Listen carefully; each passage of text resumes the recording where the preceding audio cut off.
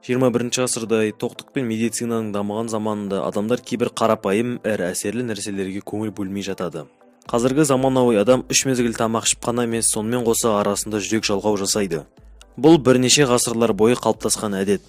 Алайда табиғатта ешқандай жануар ондай әдетке ие емес. Осындай тәулігіне бірнеше рет тамақтану арқылы адамдар өздерінің денсаулығын баяу бұзып жатқанын бірі білсе, бірі біле бермейді. Күнделікті қарапайым тамақтануды адам ағзасы өзінің қоректенуден алған энергиясын қоректі қорытуға жұмсайды да, өз-өзін тазалауға уақыты мен энергиясы жетпейді. Себебі ағза әрқашанда тамақты қорытумен ғана айналысады.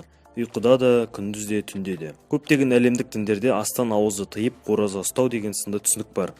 Қазіргі ғылым оразаның пайдасын ғылыми тұрғыдан дәлелдеді. Көп адам оразаның пайдасы барын біледі, бірақ ашық мәліметтер әлі де қажет болуы мүмкін. Алдымен периодты түрде болатын аштықтың пайдасын қарастырайық. Ағзаға бірнеше сағаттар бойы су мен қоректік заттар түспегенде, ағза өзі бұл заттарды жасай бастайды.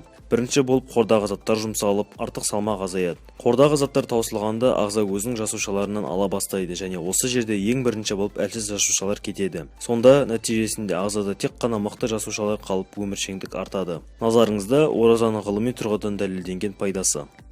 Қандағы қантты реттейді. Ораза ұстау қант диабетінен зардап шегетіндерге қант мөлшерін реттеуге көп көмегін тигізеді. Диабеттің әлемдік журналында жарияланған мақалада қант диабетінің 2 түрімен ауыратын науқастарда 20 сағаттай ауыз бекіту глюкоза мөлшерін айтарлықтай төмендеткенін келтірген. Айта кетерлігі, кейбір зерттеулерде бұл сияқты профилактика ерлер мен әйелдерде әртүрлі болатынын көрсетті.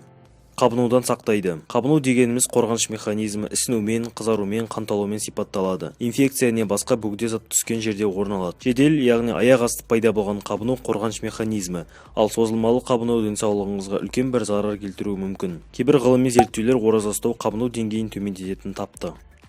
Жүрек саулығын жақсартады. Жүрек ауруларынан болатын өлім әлемде ең бірінші орында тұр. Диета мен өмір салтын өзгерту жүрек ауруларының алдын алудың бірден бір жолы. Ораза болса, қан қысымын, холестерол деңгейін өзгерту арқылы жүректі артық жұмыстан сақтайды.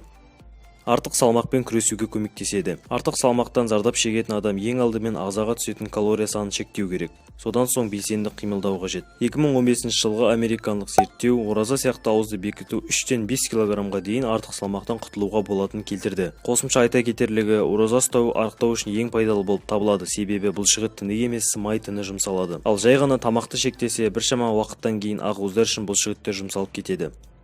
Өсу гормонын арттырады. Адамның өсу гормоны ағзаның өсуі, метаболизм, бұлшық ет күші сынды маңызды критерийлерге жауап береді. Ораза ұстау табиғи жолмен өсу гормоны деңгейін арттырады. Мұндай қорытындыны британдық ғалымдар жасаған болатын. Өмір жасты ұзартады.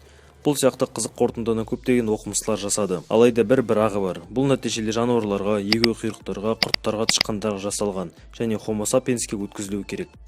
Қатерлі ісікпен күресуге көмектеседі.